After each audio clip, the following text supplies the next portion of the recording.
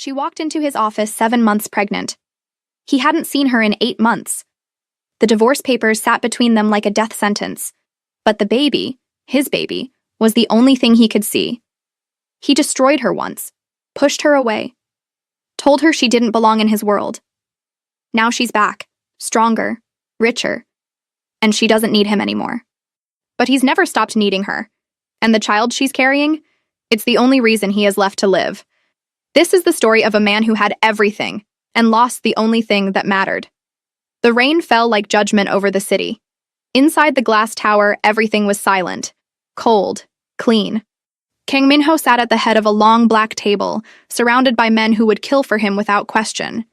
His empire stretched across borders, invisible and untouchable. He didn't need to raise his voice. His silence was enough. But today, his silence felt different. Heavier. He glanced at the clock. 3:47 p.m. She was late. His attorney shuffled papers nervously. "Mr. Kang, if she doesn't show, she'll show," Minho said quietly. He didn't know why he was so sure. He hadn't seen her in 8 months, hadn't called, hadn't asked. He told himself it was better that way, cleaner.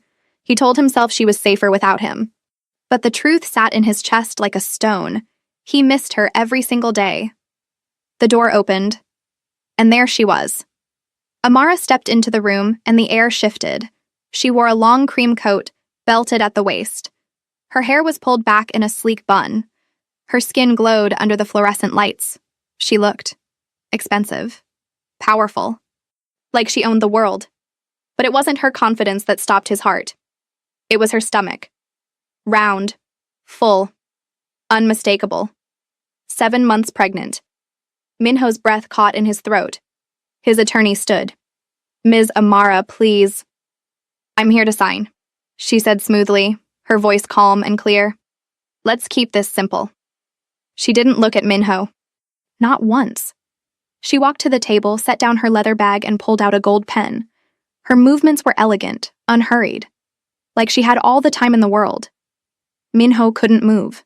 He stared at her stomach, at the life growing inside her. His life.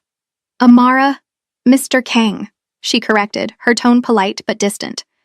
"Let's keep this professional." His jaw tightened. The attorney slid the divorce papers across the table. Amara picked up the pen, flipped to the signature page, and signed her name in smooth, confident strokes. She didn't hesitate. She didn't cry. She just signed. And when she was done, she capped the pen, slid the papers back, and stood. "Thank you for your time," she said softly. She turned to leave. "Amara." His voice was low, rough. It stopped her mid-step. She didn't turn around. "Whose is it?" he asked. The question hung in the air like smoke. Amara tilted her head slightly, just enough for him to see the curve of her jaw, the slight smile on her lips. "Does it matter?" she said quietly. And she walked out. The door closed behind her with a soft click. Minho sat frozen, his hands gripping the edge of the table so hard his knuckles turned white. His attorney cleared his throat. "Sir, the papers are signed. It's done." But Minho didn't hear him. All he could hear was the echo of her footsteps. All he could see was her stomach. 7 months. He did the math in his head. 8 months since he left her. 7 months pregnant. The timeline fit. The baby was his. And she didn't tell him. Minho didn't sleep that night. He stood by the floor-to-ceiling window of his penthouse, watching the city lights blur through the rain. His whiskey sat untouched on the marble counter. He replayed the moment over and over. Her stomach, her calm, her smile. Does it matter? Of course it mattered. It was the only thing that mattered. He pulled out his phone and dialed a number. "Find her," he said when the line connected. "I want to know where she lives, where she works, who she talks to. Everything." "Yes, sir." He hung up. 2 hours later, his phone buzzed. A message. A file. He opened it. Amara Okoro, 29 years old. CEO of Lumina Consulting, a boutique business strategy firm based in Manhattan. Estimated net worth, $8 million. No romantic relationships on record. No social media presence. Lives in a penthouse in Tribeca. Minho stared at the screen. $8 million. She built an empire in 8 months. Without him. He felt something twist in his chest. Pride, regret, and something darker. Something possessive. She didn't need him anymore. But that baby was his. The next morning, Minho sat in the back of his black SUV, parked across the street from Lumina Consulting. He watched the glass doors. At 9:15 a.m., she arrived. She stepped out of a sleek silver sedan, wearing a tailored navy dress that hugged her curves and her growing belly. She moved with grace, her heels clicking softly against the pavement. She looked radiant. Minho's chest tightened. He wanted to get out, to walk up to her, to demand answers, but he didn't. Instead, he watched her disappear inside. And he waited. That evening, Amara left the office at 7 p.m. She walked to a nearby cafe, ordered a decaf latte, and sat by the window with her laptop. Minho followed. He sat 3 tables away, hidden behind a newspaper he wasn't reading. She worked quietly, her fingers moving across the keyboard. Every so often, she placed a hand on her stomach, rubbing it absently. Minho's throat tightened. He wanted to touch her, to feel the baby move, to ask her why she never told him. But before he could move, her phone rang. She answered. "Hey, Mom."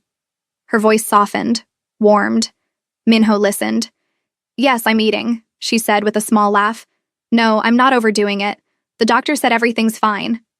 A pause. I know you're worried, but I'm okay. Really?" Another pause. Longer this time. "No, Mom." "He's not involved, and he won't be." Minho's jaw clenched. Amara sighed softly. "Because he made his choice, and I made mine." She hung up. For a moment, she just sat there, staring at her laptop screen. Then she closed it, stood, and walked out. Minho didn't follow her this time. He sat in the cafe, staring at the empty chair where she'd been. He made his choice. She was right. He had. 8 months ago, he told her she didn't belong in his world, that loving him would destroy her, that she deserved better. He thought he was protecting her, but all he did was lose her. And now she was carrying his child, and he had no right to either of them. That night, Minho made a decision. He wasn't going to let her go. Not again. 3 days later, Amara received a delivery at her office, a bouquet of white peonies, her favorite. No card. She stared at the flowers for a long time, her hand resting on her belly. She knew who sent them. The next day, another delivery. This time, a box of imported chocolates from Belgium. Dark chocolate with sea salt, the kind she used to crave during late nights with him. Still no card. On the 3rd day, a handwritten letter arrived. She opened it slowly, her heart pounding. "Amara, I know I have no right to ask for anything. I know I hurt you in ways I can't take back, but I need to see you, not for me, for the baby. M." Amara folded the letter carefully and placed it in her desk drawer. She didn't reply. But the next evening, when she left her office, Minho was waiting. He stood beside a black car, hands in his pockets, his expression unreadable. Amara stopped. For a moment, they just looked at each other. Then she sighed and walked toward him. "You shouldn't be here," she said quietly. "I know." "Then why are you?" Minho's gaze dropped to her stomach. "Because that's my child." Amara's jaw tightened. "You don't know that." "Yes, I do." She looked away. "It doesn't matter. It's the only thing that matters." "No," she said firmly, meeting his eyes again. "What matters is that I'm giving this baby a stable, safe, loving life, and you—" She paused, her voice softening. "You can't give that. You know you can't." Minho stepped closer. "I can change." Amara let out a bitter laugh. "You said that before. This time is different." "Why? Because there's a baby now?" "Yes." His honesty surprised her. She searched his face, looking for the lie, the manipulation, the excuse, but all she saw was pain. "Minho," she whispered. "You live in a world I can't be part of. You said it yourself. I was wrong. Were you?" Her eyes filled with tears. "Or are you just afraid of losing something else?" He flinched. She wiped her eyes and stepped back. "I'm not doing this. I'm not letting you back in just because you're scared or guilty or— I love you." The words hung in the air between them. Amara froze. Minho took another step closer. "I never stopped. Not for a single day." Her lip trembled. "Then why did you leave?" Because I thought I was saving you. His voice cracked. I thought you'd be safer without me. Happier. I wasn't. I know. He reached out slowly, carefully, and placed his hand on her stomach. She didn't pull away. He felt the baby kick. His breath hitched. This is real, he whispered. This is ours. Amara closed her eyes, tears slipping down her cheeks. I can't go through this again, Minho. I can't. You won't have to, he said softly. Because I'm not leaving. Not this time. Not ever. She opened her eyes and looked at him. Really looked at him. And for the first time in 8 months, she saw the man she fell in love with. Not the mafia boss. Not the king of shadows. Just him. I need time, she whispered. I'll wait. She nodded slowly. Okay. He lowered his hand, but his eyes never left hers. Okay, he echoed. And for the first time in months, they both felt something they thought they'd lost forever. Hope. The following weeks were strange. Minho didn't push. He didn't demand. He didn't show up uninvited. But he was there. Every morning, a text. Good morning. How are you feeling? Every evening, another. Did you eat? Did you rest? Sometimes Amara replied. Sometimes she didn't. But she read every message. And slowly, so slowly she almost didn't notice, the wall around her heart began to crack. One Saturday morning, Amara woke to the sound of her doorbell. She padded to the door in her silk robe, her hand on her belly, and checked the peephole. Minho stood in the hallway, holding 2 large paper bags. She hesitated. Then she opened the door. What are you doing here? She asked softly. Bringing you breakfast, he said, lifting the bag slightly. I didn't know what you liked anymore, so I brought options. Amara raised an eyebrow. Options? Pancakes, waffles, fruit, eggs, yogurt, croissants, smoothies, Minho, and bagels, just in case. Despite herself, she smiled. It was small, fleeting, but it was there. Minho saw it, and something in his chest loosened. Can I come in? He asked quietly. She stepped aside. He walked into her penthouse, and for a moment, he just stood there, taking it in. Floor-to-ceiling windows, minimalist furniture, soft neutral tones, plants by the window, books stacked neatly on the coffee table. It was beautiful, peaceful, nothing like his world. You built this, he said softly. I did. He turned to look at her. I'm proud of you. Amara's throat tightened. She looked away. Don't what? Don't say things like that. Why not? Because it makes it harder, she whispered. Minho set the bags down on the counter and walked toward her slowly. Harder to what? To keep my distance. But he stopped in front of her, close enough to touch but not touching. Then don't. She looked up at him, her eyes glistening. You broke me, Minho. I know. You told me I didn't belong, that loving you was dangerous, that I'd be better off without you. I know. And now you're here, asking me to let you back in, to trust you again. Her voice cracked. How do I do that? Minho reached out slowly and cupped her face in his hands. His touch was gentle, reverent. I don't know, he said honestly. I don't know how to fix what I broke. I don't know how to prove that I've changed, but I know this. He placed his hand on her belly. This baby deserves a father who fights for them, who chooses them every single day. And you, his voice broke. You deserve a man who loves you more than he loves his fear. Amara closed her eyes, tears slipping down her cheeks. I'm not asking you to forget, Minho whispered. I'm asking you to let me try. For a long moment, she didn't speak. Then she opened her eyes and nodded. Okay, she whispered. They spent the morning together. Minho set up breakfast on her balcony, overlooking the city. They ate slowly, talking about small things, safe things, her favorite books, his terrible cooking skills, the baby's recent ultrasound. It felt normal, and that scared her more than anything.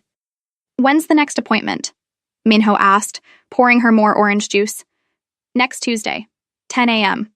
Can I come? Amara hesitated. Minho saw it. I won't push if you're not ready, but I want to be there, for both of you. She studied his face, the sincerity in his eyes. Okay, she said softly. You can come. His entire face softened. Thank you. That night, after Minho left, Amara sat on her couch, one hand on her belly. The baby kicked. She smiled. Your dad's complicated, she whispered. But he's trying. And maybe that's enough. The baby kicked again, as if in agreement. The following Tuesday, Minho arrived at Amara's building at 9:30 a.m. sharp. He wore a simple black suit, no tie. His hair was neatly combed. He looked nervous. Amara smiled when she saw him. You're early. I didn't want to be late. They drove to the clinic in comfortable silence. When they arrived, the receptionist smiled warmly. Ms. Okoro, right on time. Amara checked in, and they were called back almost immediately. The ultrasound room was small and dimly lit. The technician was a kind woman in her 50s who greeted them with a warm smile. Dad's here today, she said brightly. Amara glanced at Minho. He didn't correct her. Neither did she. The technician applied gel to Amara's belly and moved the wand slowly, and then the sound of a heartbeat filled the room, strong, steady, perfect. Minho's breath caught. He stared at the screen, watching the tiny figure move. Arms, legs, a head, a beating heart. His child, his eyes filled with tears. Amara saw it. She reached out and took his hand. He squeezed it gently, his thumb brushing over her knuckles. Everything looks great, the technician said. Baby's measuring right on track, healthy and strong. Can we know the gender? Wait, if you're married or in a relationship, this message is for you. Do you feel like he doesn't really see you anymore? Like no matter what you do, he's distant, distracted. Almost like you're strangers under the same roof? The more time passes, the colder it feels. The laughter, the closeness, it's fading. And deep down you're scared. Scared that the connection you once had is slipping away. But it doesn't have to be this way. There is a path to being noticed, to being desired, to feeling close again. Scan the QR code now and take the first step. Don't wait. This moment, it's yours if you act. Minho asked quietly. The technician smiled. Would you like to? Amara looked at him. Do you? He nodded. It's a girl, the technician said softly. Minho's face crumpled. He lowered his head, his shoulders shaking. Amara sat up and wrapped her arms around him. He buried his face in her shoulder and cried. Not because he was sad, but because for the first time in his life, he had something worth protecting, something worth living for. A daughter. After the appointment, they sat in the car for a long time, neither of them speaking. Finally, Minho broke the silence. I'm leaving, he said quietly. Amara's heart stopped. What? The business, the empire, all of it. He turned to look at her. I'm walking away. Minho. I can't be that man anymore, he said firmly. Not for her. Not for you. I won't raise my daughter in that world. But your family will survive without me. His jaw tightened. I've already made arrangements. My brother will take over. I'm out. Amara stared at him, speechless. I know it doesn't erase what I did, he said softly. But I'm choosing you. Both of you. Every day. For the rest of my life. Amara's vision blurred with tears. I love you, Amara, he whispered. And I'm not losing you again. She leaned forward and kissed him. Softly. Slowly. Like coming home. When they pulled apart, she whispered, I love you too. The next 3 months were the hardest of Minho's life. Walking away from the empire wasn't as simple as signing papers. It meant untangling decades of loyalty, blood debts, and silent agreements. It meant facing men who had followed him into war and telling them he was done. Some understood. Most didn't. His uncle called him a coward. His brother called him selfish. His father, who had built the empire with blood and bone, called him a traitor. But Minho didn't care. Every time doubt crept in, he thought of Amara's hand in his, of his daughter's heartbeat on the ultrasound, of the life he wanted to build. And he kept walking away. Amara watched him through it all. She saw the exhaustion in his eyes, the weight he carried, the fear he tried to hide. But she also saw his resolve. He showed up every day, to her appointments, to her cravings at 2 a.m., to the quiet moments when she felt scared and overwhelmed. He was there. Always. One evening, as they sat on her couch assembling a crib, Amara asked the question she'd been afraid to ask.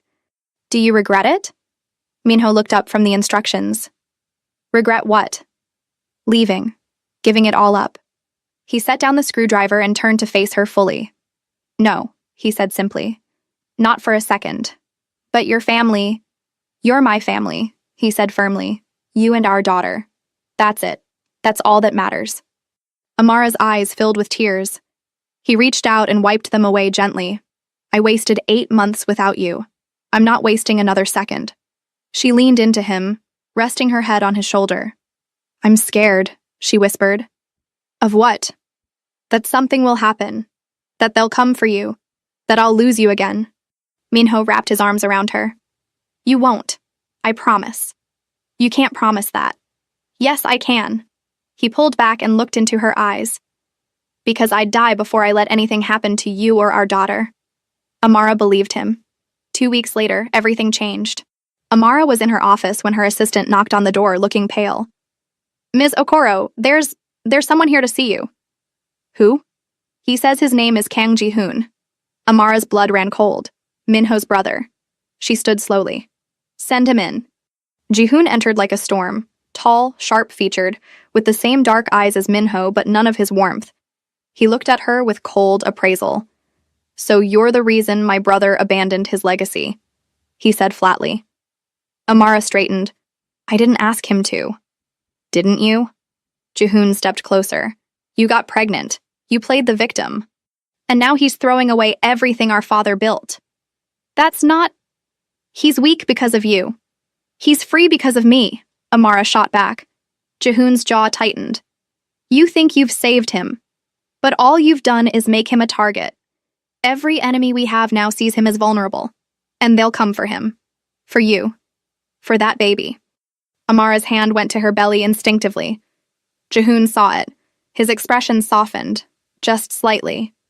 I didn't come here to threaten you, he said quietly. I came to warn you. Minho thinks he can just walk away. But our world doesn't work like that. Then what do you want me to do? Convince him to come back, to take his place. It's the only way to keep all of you safe. Amara shook her head. I won't do that. Then you'll lose him. Maybe, she said softly. But at least I'll have tried to give him a life worth living. Ji-hoon stared at her for a long moment. Then he nodded slowly. I see why he loves you. He turned and walked toward the door. But before he left, he looked back. If you need help, he said quietly, call me. And then he was gone. That night, Amara told Minho everything. He listened in silence, his jaw tight. When she finished, he stood and walked to the window, staring out at the city. I should have known, he said quietly. Known what? That they wouldn't let me go that easily. Amara walked up behind him. Ji-hoon said you're in danger. I've always been in danger. But now we are too. Minho turned to face her, his expression fierce. No one is touching you, or our daughter. I don't care what I have to do. Minho, I'll end this, he said firmly. Once and for all. How? He cupped her face in his hands. Trust me. She searched his eyes. Then she nodded. Okay. Minho made one final call. Not to his brother, not to his father, to the council. The council was older than any single family. They were the unseen hand that governed the underworld. Judges, mediators, enforcers of ancient codes that predated nations. They existed in whispers and shadows, moving power like chess pieces across invisible boards. To request an audience was rare. To be granted one was rarer still. But Minho had leverage they couldn't ignore. 3 days after Amara told him about Ji-hoon's visit, Minho received a response. A single black envelope slipped under his door at dawn. Inside, embossed in silver ink, was a date, a time, and coordinates. No signature. None was needed. The meeting took place in a private estate in upstate New York, hidden deep in the mountains where cell signals died and roads turned to gravel. The estate was old, stone walls covered in ivy, windows like watchful eyes, gardens that had been tended for over a century, neutral ground, sacred ground. Minho arrived alone, no guards, no weapons, no armor. Just him, in a simple black suit, walking into the mouth of history. The doors opened without a sound. Inside, the air was cool and smelled of old wood and candle wax. A long hallway stretched before him, lined with portraits of men and women whose faces had been lost to time, but whose power still lingered in the walls. At the end of the hall, a set of double doors stood open. Minho walked through. The room was vast and dimly lit. A long table sat at the center, behind which 5 figures were seated in shadow. Their faces were obscured, but their presence was undeniable. Heavy, ancient, absolute. Minho stopped in the center of the room. The silence stretched. Then the eldest spoke. His voice was rough, like stone grinding against stone. Kang Minho, you have requested release from your bloodline obligations. I have, Minho said calmly. State your reasons. I choose a different life. One of the other figures leaned forward, a woman, her voice sharp and clear. You were born into this world. Your blood carries debts older than you. You cannot simply walk away. I can, Minho said. And I am. Your family will see this as betrayal, the eldest said. My family sees everything as betrayal. A third voice spoke, low, measured. What makes you believe you have the right to leave? Minho met the shadow's gaze without flinching. Because I have something more important to protect. Your empire? The woman asked, a hint of mockery in her tone. My daughter. The room went silent. Even the shadows seemed to pause. The eldest leaned back slowly. A child. Yes. And the mother. The woman I love. The woman I abandoned. The woman I'm choosing now, every day for the rest of my life. The fourth figure, who had not yet spoken, finally did. His voice was softer, almost kind. And you believe love is worth more than legacy? I know it is, Minho said without hesitation. The fifth figure, silent until now, laughed quietly. It was a dry, humorless sound. Foolish. Maybe, Minho agreed. But it's my choice. The eldest raised a hand, silencing the others. What do you offer in exchange for your freedom? Minho reached into his jacket and pulled out a thick folder. He walked forward and placed it on the table. Everything, he said. Every contact I've ever made, every route I've ever secured. Every account, every safe house, every shadow deal I've ever brokered. I'm giving you total transparency. My entire network, laid bare. The eldest opened the folder slowly. His eyes, dark and unreadable, scanned the contents. 1 page, 2, 5, 10. His expression didn't change, but something in the air shifted. This is substantial, he said finally. I know. Your family will be furious. Let them be. The woman leaned forward. Why should we trust you won't use this information against us later? Why should we believe you won't sell these secrets the moment you walk out that door? Minho looked at her directly. Because I don't care about power anymore. I don't care about territory or influence or fear. I care about my daughter. I care about the woman I love. I care about building a life where my child doesn't have to learn how to sleep with one eye open. That's it. That's all I want. The woman studied him for a long moment. Then she nodded slowly. The fourth figure spoke again. If we grant this, there are conditions. I understand. You will sever all ties. No contact with your family. No interference in council matters. You disappear completely. Agreed. And if your family retaliates? They won't, Minho said. Not if the council makes it clear that I'm under your protection. The eldest closed the folder and set it down carefully. Very well, he said. We accept your terms. You are released from all obligations. You and your family. He paused, the weight of the words settling over the room. Are under our protection.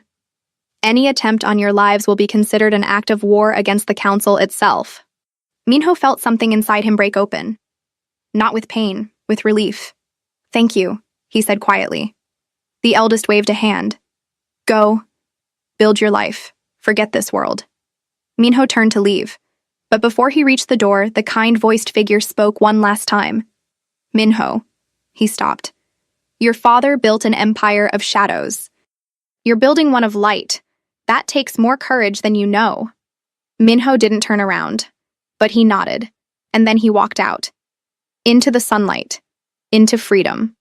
When Minho returned to the city, Amara was waiting. She sat on the couch in her penthouse, one hand on her belly, her eyes red from crying. The moment he walked through the door, she stood. Is it done? She whispered. It's done. She exhaled, her entire body sagging with relief. Minho crossed the room in 3 strides and pulled her into his arms. "We're free," he whispered into her hair. "All of us." Amara clung to him, tears soaking into his shirt. "I was so scared," she admitted. "I know. Me too."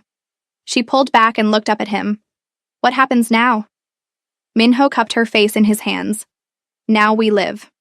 The next 3 months passed like a dream. Minho and Amara moved out of the city, into a quiet house in the suburbs of Connecticut. It was nothing like the cold glass towers and marble penthouses they'd known. It was warm, soft, full of light.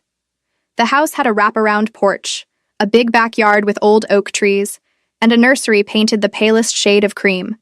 Minho spent his days transforming the space, building shelves, assembling furniture, planting a garden. His hands, which had once signed contracts in blood, now held hammers and paintbrushes. Amara watched him from the kitchen window, one hand on her growing belly, and smiled. He was different now. Lighter. At night, they lay in bed together, Minho's hand resting on her stomach, feeling their daughter kick. "What do you think she'll be like?" Amara asked one evening. "Strong," Minho said without hesitation. "Like you." "Stubborn?" "Like you." He laughed softly. "God help us." Amara turned to face him. "Are you happy?" Minho looked at her, really looked at her, at the woman who had saved him without even trying, at the life growing between them, at the future he'd never thought he deserved. "Yeah," he said quietly. "I really am." She kissed him softly. And in the darkness, with their daughter moving between them, they felt something neither of them had ever truly known. Peace. 2 weeks before Amara's due date, Minho woke at 3 a.m. to the sound of her crying. He sat up immediately. "What's wrong? Are you okay? Is it the baby?" "I'm scared," she whispered. He pulled her close. "Of what?" "Of everything. Of being a mom. Of doing it wrong. Of—" Her voice broke. "Of losing you." "You're not going to lose me." "You don't know that." "Yes, I do." He tilted her face up gently.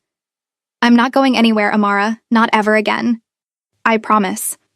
"But what if something happens? What if—" "Then we'll face it together," he said firmly. "You, me, and our daughter. That's how this works now." Amara searched his eyes. Then she nodded slowly. "Okay." He kissed her forehead and held her until she fell back asleep. But he stayed awake, staring at the ceiling, making silent promises to the life growing inside her. "I will protect you. I will love you. I will be the father you deserve." On a quiet Sunday morning, 2 weeks later, Amara woke Minho at 5 a.m. "It's time," she said calmly. Minho shot out of bed like he'd been electrocuted. "Time? Time? Like baby time?" "Yes, Minho, baby time." Okay. Where's the bag? Where are my keys? Do we call someone? Should I—" Amara laughed despite the contraction. "Breathe." "I'm trying." "You're supposed to be the calm one." "I'm terrified." She reached out and took his hand. "So am I. But we're doing this together." The drive to the hospital was a blur. Minho gripped the steering wheel so tightly his knuckles turned white. Amara breathed through contractions, her hand resting on her belly. "You're doing great," he said. "I haven't done anything yet," she pointed out. "You're about to bring our daughter into the world. That's everything." When they arrived, the nurses whisked Amara into a room. Minho followed, refusing to leave her side. The hours that followed were the longest of his life. He held her hand through every contraction, wiped her forehead with a cool cloth, whispered encouragement when she was too exhausted to speak. "I can't do this," she gasped at one point. "Yes, you can." "I can't." "You're the strongest person I know," he said fiercely. "You rebuilt your entire life from nothing. You forgave me when I didn't deserve it. You're about to bring our daughter into this world. You can do anything." Amara looked at him, tears streaming down her face, and she pushed. At 6:47 a.m., their daughter was born. The room filled with the sound of her cry, loud, strong, indignant. The doctor smiled. Healthy baby girl. Minho couldn't breathe. The nurse cleaned her quickly, then placed her in Amara's arms, and time stopped. She was perfect, tiny, wrinkled, beautiful beyond words. She had Amara's rich skin tone, Minho's dark eyes, and a head full of soft black curls. "Hi, baby." Amara whispered, her voice breaking. We've been waiting for you. The baby blinked up at her, her little face scrunching. Minho reached out with a trembling hand and gently touched her cheek. She turned toward his finger, and something inside him shattered and rebuilt itself all at once. She's perfect, he whispered. She's ours, Amara said. Minho leaned down and kissed Amara's forehead, then pressed his lips to his daughter's tiny head. I love you, he whispered to both of them. So much. They named her Isla. It meant island, a safe place, a refuge. And that's exactly what she was. The first weeks of parenthood were chaos. Beautiful, exhausting, overwhelming chaos. Isla cried at 2 a.m., and 4 a.m., and 6 a.m. Minho walked the halls with her, bouncing gently, singing soft Korean lullabies his mother had sung to him a lifetime ago. Amara pumped and fed and changed diapers on 2 hours of sleep.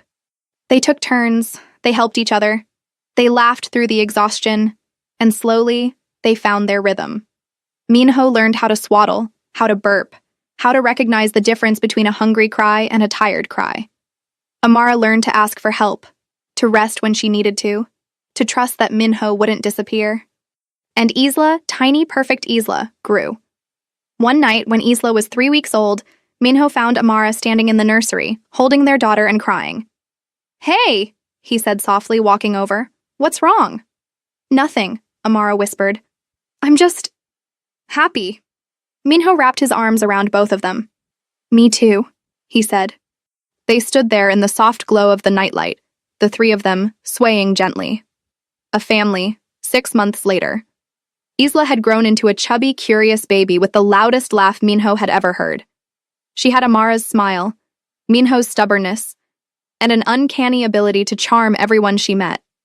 Minho stood in the kitchen one Saturday morning, making pancakes while Amara fed Isla in her high chair. She likes bananas now, Amara said, mashing one up. She likes everything, Minho pointed out. She gets that from you. I wasn't a chubby baby. You're a chubby adult, Minho gasped in mock offense. I am not, Isla giggled, banana smeared across her face. They both turned to look at her, and they melted. She's laughing at you, Amara said. She's laughing with me, Minho corrected. Sure she is. He walked over and kissed the top of Isla's head, then Amara's lips. I love you, he said. I love you too. Isla banged her hands on the high chair tray, demanding attention. Minho laughed. And I love you most of all. That afternoon, they took Isla to the park. Minho pushed her in the baby swing while Amara took pictures, her smile so wide it hurt. Higher, Daddy! Isla squealed, even though she couldn't form full sentences yet. She definitely just said Daddy, Minho insisted. She said ah, Amara corrected. Potato, potato. Amara laughed, shaking her head. Later, they sat on a blanket under the trees, Isla asleep in Minho's arms. Amara leaned against his shoulder. Do you ever think about your old life? She asked quietly. Minho looked down at Isla's sleeping face. Sometimes. Do you miss it? Not even a little. Amara tilted her head to look at him. Really? Really. He kissed her temple. That life was empty. This, he gestured around them. This is everything. Amara smiled. And they sat there, in the quiet afternoon sunlight, just being. 1 year later.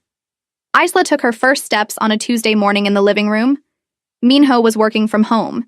He'd started a consulting business, using his strategic mind in ways that didn't involve blood or fear. And Amara was folding laundry. Isla, who had been cruising along the couch, suddenly let go. She wobbled, teetered, then took 1 step, 2, 3, and fell into Minho's waiting arms. She walked, Minho shouted. Amara dropped the laundry and ran over. Do it again, baby! Come to Mama! Isla giggled and walked again, this time straight into Amara's arms. They cheered like she'd won the Olympics. And Isla, delighted by the attention, walked back and forth between them for the next 20 minutes. That night, after Isla was asleep, Minho and Amara sat on the back porch watching the stars. She's growing up so fast, Amara said softly. I know. It's terrifying. And beautiful. Amara looked at him. You're a really good dad. You know that? Minho's throat tightened. I'm trying. You're not trying. You are. He pulled her close and kissed her slowly. "Thank you," he whispered. "For what?" "For giving me this. For believing in me. For loving me when I didn't deserve it." Amara cupped his face in her hands. "You deserve it now." Years passed. Isla grew into a bright, fearless little girl with her mother's intelligence and her father's determination. She asked a million questions, climbed everything, loved books and bugs and painting. She had no idea who her father used to be, and Minho intended to keep it that way. One evening, when Isla was 5, she climbed into Minho's lap while he was reading. "Daddy?" "Yeah, sweetheart. What did you do before I was born?" Minho's heart stopped. He glanced at Amara, who was watching from the kitchen. She nodded slightly. Minho looked back at Isla. "I used to be someone else."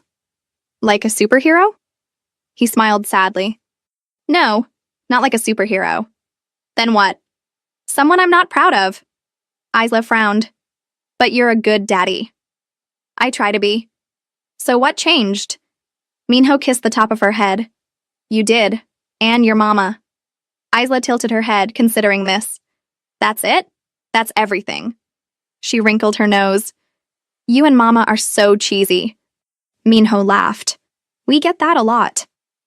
On Isla's 6th birthday, they threw a party in the backyard. Friends from school came, neighbors came, Amara's family came. Minho stood by the grill, flipping burgers, watching Isla run around with her friends. Amara walked up and slipped her hand into his. "Happy?" she asked. Minho looked at the scene before him, the laughter, the chaos, the joy. His daughter, his wife, his life. "Yeah," he said softly. "I really am." Amara leaned her head on his shoulder, and Minho realized something. He had spent his entire life building an empire of fear. But this was the empire that mattered. Not power, not control, but love. And family, Wait, and home. before the video ends, listen. The end. If you've ever felt invisible, unnoticed, like the person you love doesn't really see you, this is for you. You can feel that closeness again, that spark, that connection, the way it used to be. But you have to take the first step. Scan the QR code now. Don't wait. Your chance to be seen, to be noticed, to be wanted. It's right here, right now.